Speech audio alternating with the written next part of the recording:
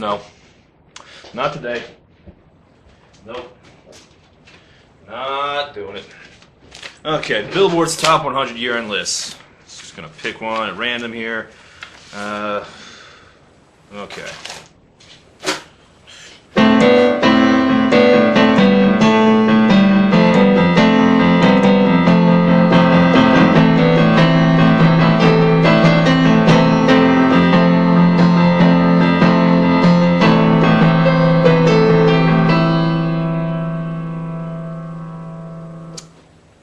$1976, y'all.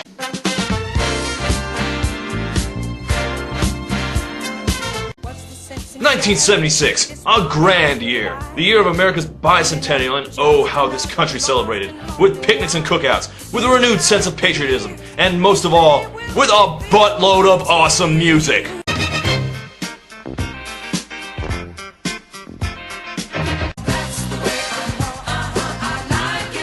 Yeah, that's the way I like it. I've gone through all these lists, and 76 would probably rank up there with 1965 and 1983 as one of the best years ever for pop music.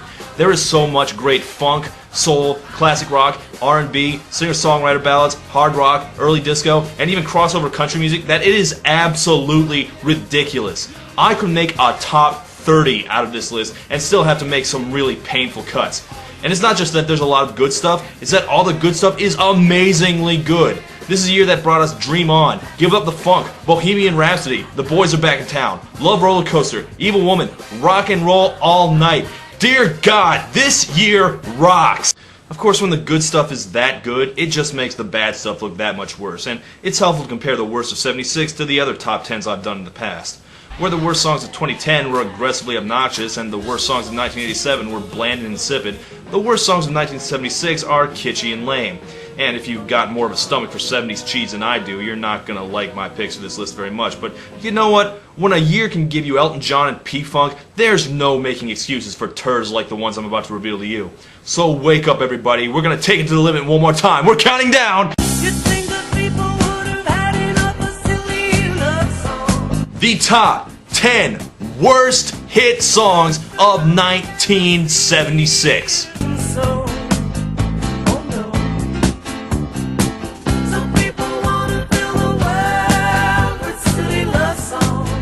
Number 10. The Beach Boys were one of the greatest rock bands of the 60s. The 70s, not so much. Yeah, the post-Brian years were definitely not good to these guys. Now, their own contribution to this year was a lousy, lackluster cover of Chuck Berry's rock and roll music, and you can consider that the unofficial number 11 of this list. But the Beach Boys were able to cause bad music to happen indirectly as well, and by sheer coincidence, the bottom two songs on this list are both Beach Boys related.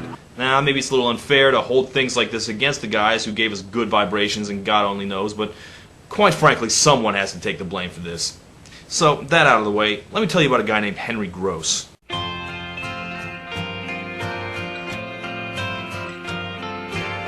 Henry Gross was a founding member of SHANNON, the late 60s and 70s group who dressed like greasers and did covers of 50 songs that epically missed the point. But Henry left early on to pursue a career as a singer-songwriter. He never had all that much success, but he did become friends with Beach Boys lead singer Carl Wilson. And when Carl's Irish setter Shannon passed away, Henry Gross wrote the song Shannon in tribute, a song which became his only hit. Now me, I think this song is irritating as hell, but if I squint my ears at it, I can kind of hear what other people heard in it. Maybe people found that horrible falsetto charming in a Beach Boys-ish kind of way. But let's be serious, this song was written because Carl's dog died, and there is no part of me that finds this an acceptable subject for a song.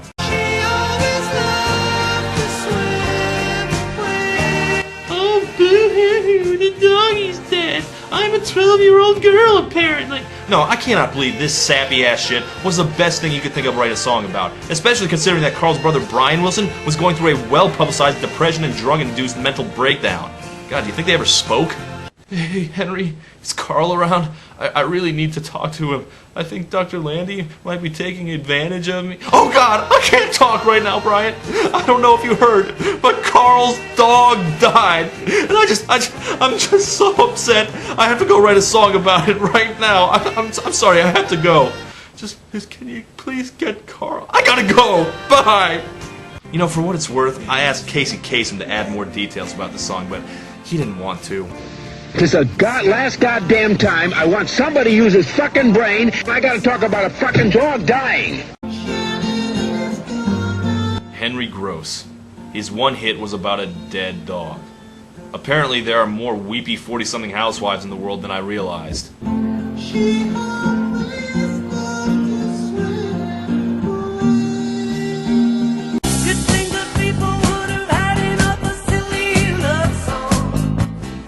Number 9. Okay, now you want to know the worst thing the Beach Boys did to the 70s? I'll tell you. They hired a guy named Daryl as their touring keyboardist. Daryl worked with them for a while and later brought in his future wife Toni when they needed a second keyboardist. Now, with those connections, they were able to launch their own successful career as recording artists, and together, they were among the most successful and worst acts of the decade. They were the Captain and Tennille. There's some things that I want you to know now. The Captain and Tennille were apparently sold to record labels as a sexier, more adult version of the Carpenters, which is a little like selling Gary Coleman as a taller version of Webster. Technically true, but entirely misleading. My mama told me you better shop around. The Captain and Tennille had a couple hits this year. I picked their butchering of Smokey Robinson's Shop Around as a representative from them as a whole.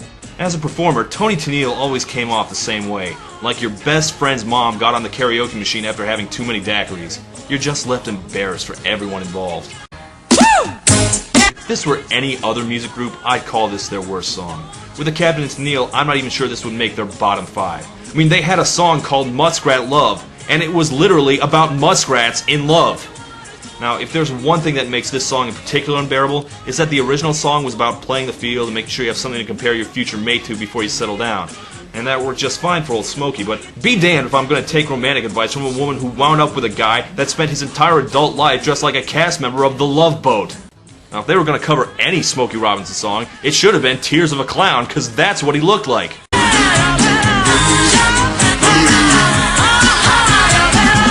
Dorks.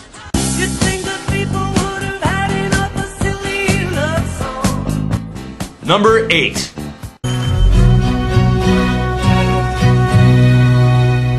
If you leave me now, you take away the biggest part. Have I mentioned that I hate Chicago? Have I mentioned that I hate Chicago? Because I hate Chicago. And if you leave me now. Now, there's plenty more pillowy soft rock in '76, but I hate this one in particular. Why?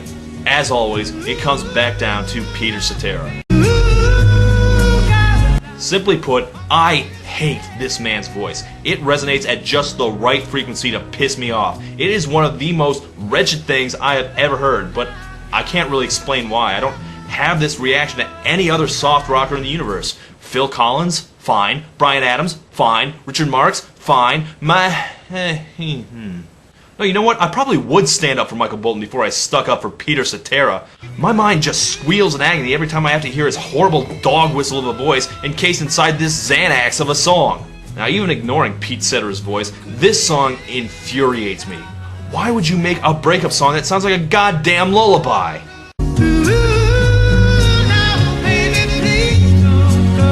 Oh no, baby, please don't go.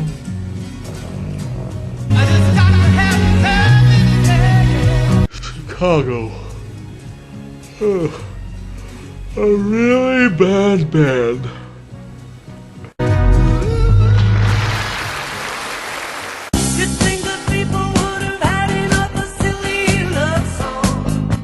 Number 7. As it turns out, Chicago were not the only band to suddenly sell out in '76. Well, we big rock singers, we got golden fingers. Yeah, these guys. Dr. Hook and the Medicine Show were a weird kind of band. They started out making a lot of silly, semi-comedy songs, mostly written by Shel Silverstein. Yeah, that Shel Silverstein. Then, round about this time, they reinvented themselves and became a smooth AM rock group. Now, I'm not really a fan of either version, but they do have my respect. They were loose and funny, and they didn't take themselves all that seriously. But then again, maybe if they had taken themselves more seriously, they would have tried a little harder than this. She was only 16, only 16. but I loved her so. Only 16, I've discovered to my great surprise, is a cover of an old Sam Cooke song. Now, I checked out the original and it's actually pretty good, but that's mostly because Sam Cooke was a god and he could do whatever he wanted. Despite that, it's really not one of Sam's better compositions. It starts out as your standard jailbait freak out, oh, she's too young, oh no. And then you get to the punchline. Why did I give my heart so fast? It never will happen again. But I was a mere child of 16. I've aged a year since then. Get it? She's only 16. And that's way too young because he's 17. Yuck, yuck, yuck. She was too young to fall in love. Of course, you never guessed there was even supposed to be a punchline listening to this twinkling porfest. Whose idea was it to play this straight? God, you'd think they'd never heard a joke at all listening to this, and that's just not true. All their previous songs were all about having a sense of humor. You make my pants wanna get up and dance. You make my face wanna grin. Okay, it was a stupid sense of humor, but it was there. How'd they wind up performing this with all the solemnity of Grandma's funeral? And I was too young to know. Yeah.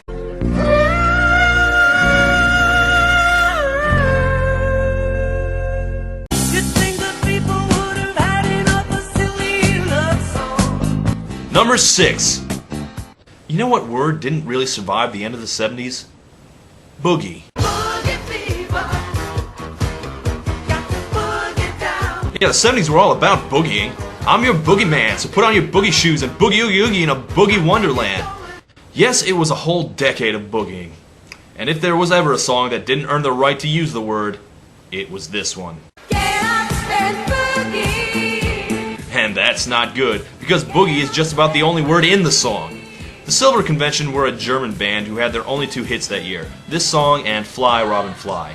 Together, the 2 singles used a combined 12 words, 6 per song.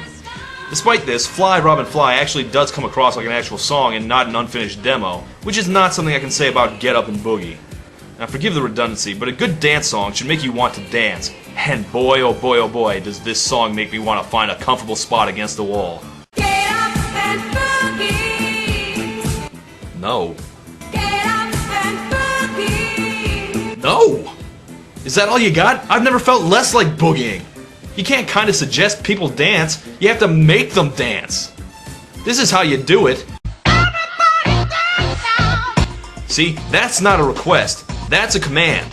Meanwhile, these losers don't even look like they're trying. Boogie.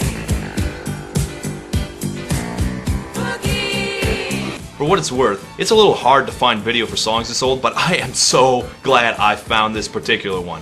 I don't know what show this is, but it's like the anti-TRL. These people are so bored. They're more bored than I am somehow. Get up and boogie? How about sit down and shut up? Attention everybody! The Silver Convention wants you to know that they suck! That's right. You think the people would have had enough of silly love songs? Number 5.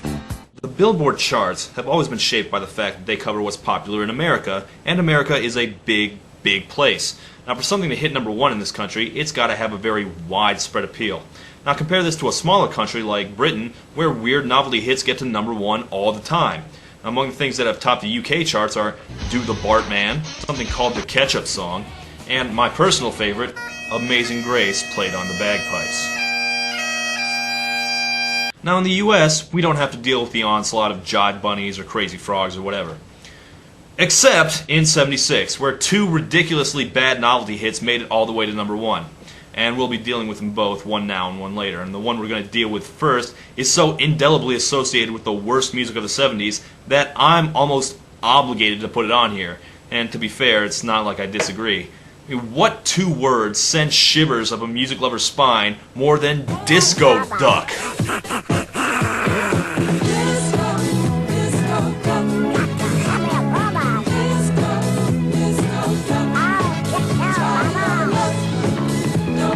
See, I grew up with Weird Al, Jonathan Colton, Flight of the Conchords, so I've got this kind of unreasonable expectation that novelty songs ought to be funny.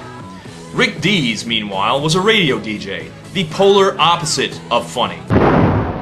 Look at me, I'm the disco dog. I guess this song is supposed to be a parody of the Funky Chicken, but if you go back and listen to the Funky Chicken, you'll find out that it's actually pretty damn funky. Now, I can't imagine anyone discoing to Disco Duck.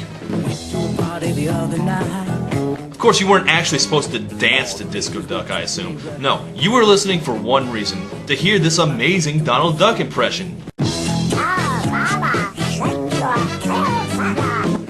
Yeah, I guess people in 1976 have never heard that one before.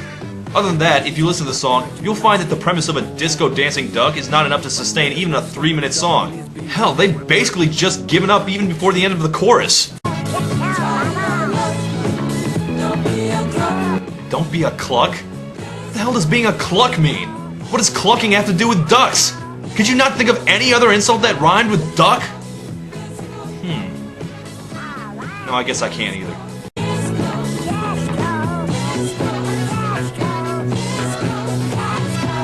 Amazingly, Dee's follow-up Discorilla didn't chart because everyone suddenly regained their sanity, and Dees went back to his day job of being unfunny on the radio between songs.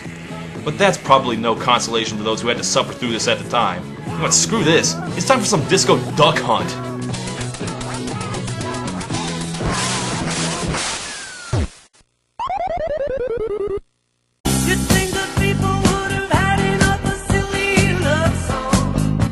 Number 4.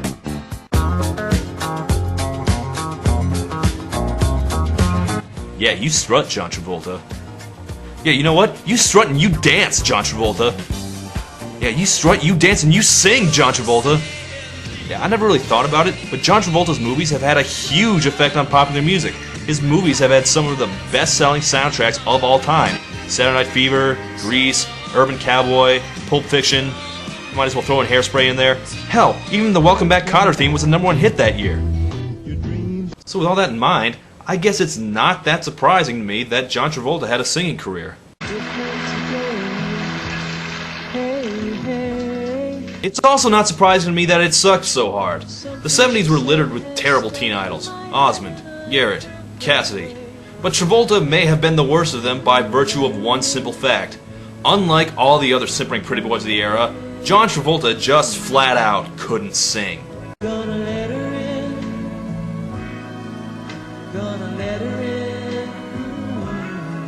But wait, I hear you saying, what about Grease? He was singing constantly in that movie, right? And he sounded fine. Okay, 1, Grease sucks. 2, go back and really listen to those songs. I got chills, they're multiplying. Yeah, the man can't sing. At all. You think Battlefield Earth is the worst product John Travolta ever made? Well, you're right, but Let Her In comes pretty damn close. By the way, when he says he's gonna let her in, he actually means he's gonna let the Thetans into his soul to drive out the influence of Lord Xenu. Oh my god, I swear!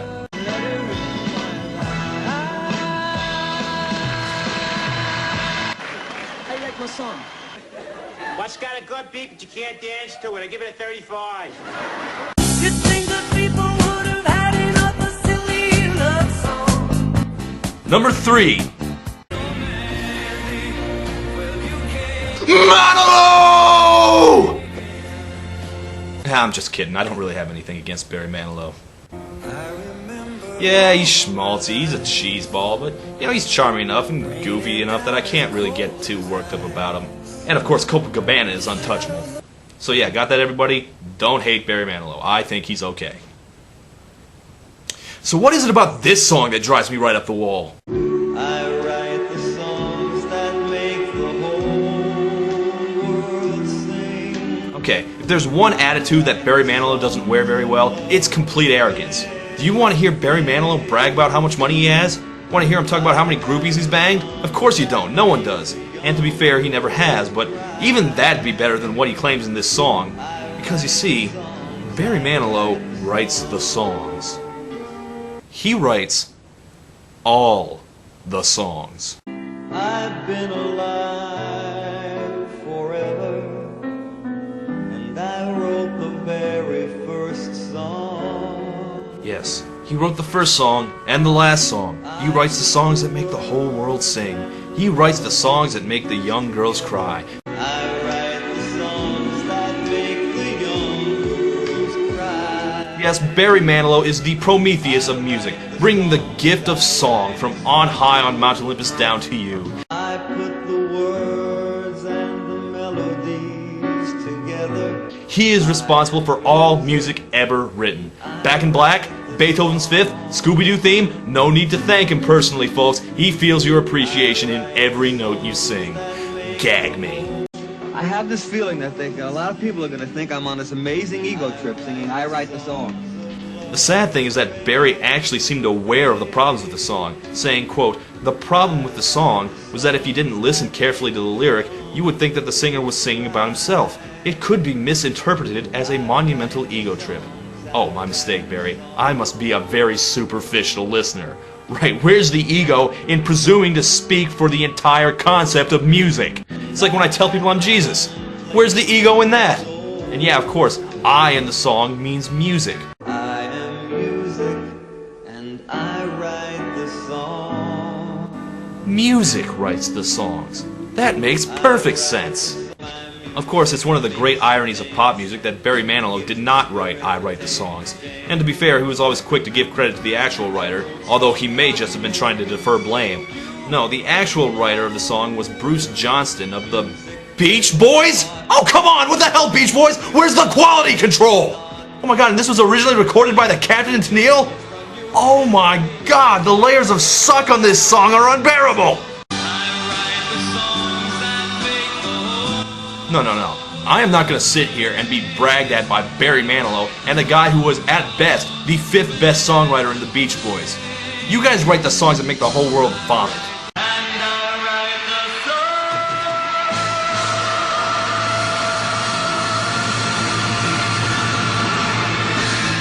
You think that people would have had enough of silly love songs? Number 2. May I suggest a possibility here? Just, crazy theory right off the top of my head. Maybe the whole trucker craze of the 70s was in fact completely stupid. What's so amazing about driving a truck for a living? I mean, maybe being a trucker is worth a few good stories, but, why were they heroes and badasses all of a sudden? What's so heroic about hauling a trailer full of Kmart goods to Wichita? I assume it had something to do with the fad of CB radios, which is the only way back before the internet that idiots could yammer at strangers about nothing.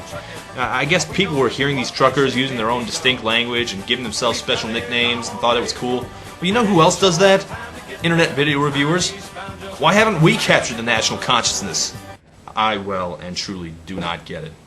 But it was so popular that we even got a hit song out of it, and I've got to put the hammer down on it. So you know what? Breaker, this here Shadow Tire. We got trouble northbound up ahead on the top 40. Looks like we got us a convoy. The dark of the moon on the 6th of June in a Kenworth pulling logs. Cab over Pete with a reefer on. Okay, now see if you can follow this. The guy you see here is not the original C.W. McCall. That man is named William Fries Jr., a marketing director who first created C.W. McCall as an advertising character for bread commercials. It said C.W. McCall, not Hall for Old Home. You call me C.W. And for reasons I cannot figure out, he then became C.W. McCall and started releasing country albums. Yeah, this is the other bizarro novelty #1 of the year, and for the record, I think Convoy is many, many times worse than Disco Duck.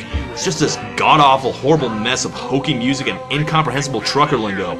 Cab over Pete with a reefer on and a Jimmy hauling hogs. Breaker 19, brush your hair, we got flip-flop on the double nickel meat wagon, Smokey's in the parking lot barefoot. We tore up all of our swindle sheets and left them setting on the scales. 10-4, chicken in the bread pan, picking that dough, Granny Doozy dog bite, no child, no. Roger that. Yeah, them Smokies as thick as bugs on a bumper. They even had a bear in the air. Now, as far as I can tell, the story of this song is that McCall and a bunch of other truckers have banded together to help each other avoid the cops. But I've gone through the lyrics several times trying to decipher them, and I've never understood why we would be rooting for the truckers to escape the cops, or for that matter, what the cops are chasing them for. Maybe they're smuggling illegal guns to crazy militia groups in Montana. Could be anything. But when we don't have a reason, it just sounds like something truckers would make up to make themselves sound cooler. Maybe McCall's authoritative bass is what made people ignore the fact that he's not even trying to sing. But then what do you do when you get to the chorus, which is sung by this ridiculously femi choir? It sounds like they're supposed to be doing the Care Bears theme. If music were a highway, this song would be a 10-car pileup. This is a song made so truckers can pretend to be outlaws by a country singer pretending to be a trucker who's actually a marketer who's pretending to be a country singer. And you people bought this? You deserved your gas shortage. Some people wanna fill the world with silly love songs. What's wrong with that? Number 1. Now, I am not one to bend to popular opinion. If I disagree with the general consensus, I'll tell you. But my number 1 pick for this list is not one of those occasions. This song doesn't need me bashing on it because it's already considered one of the worst songs of all time. It's not just a bad song, it's a legend among bad songs. It's the bad song people think of when they think of bad songs. And while other songs of that year like Play That Funky Music, White Boy, or Shake Shake Shake Your Booty may have been laughed at back then, time has sort of rehabilitated their reputations. Not so with this song. It sucked then, and it sucks now, and once you hear it, I imagine you all will have to agree. So, ladies and gentlemen, please put your hands together for the number 1 worst hit song of 1976. Starland Vocal Band? They suck! Gonna find my baby, gonna hold her tight, gonna grab some afternoon delight. Afternoon Delight was an important milestone in my evolution as a critic. For me as a youngster, it was one of the first songs I ever heard where I realized that I hated it completely and totally.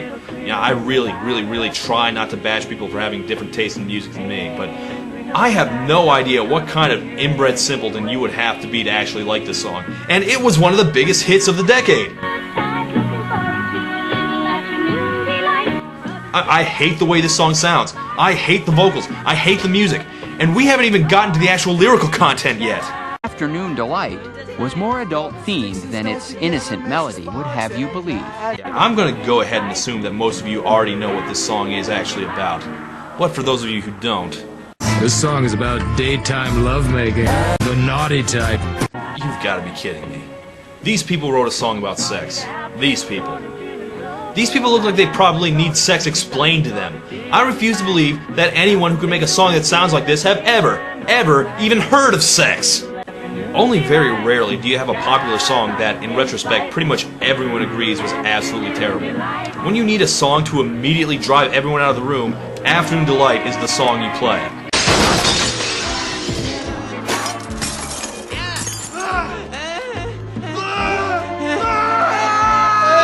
I don't think I even need to explain myself at this point.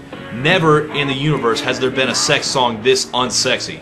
Not even Your Body's a Wonderland. Not even Closer by 9 Inch Nails. And yet they were taken entirely seriously at the time. They won 2 Grammys. They had their own show. How? Starland Vocal Band. What the hell were you people thinking?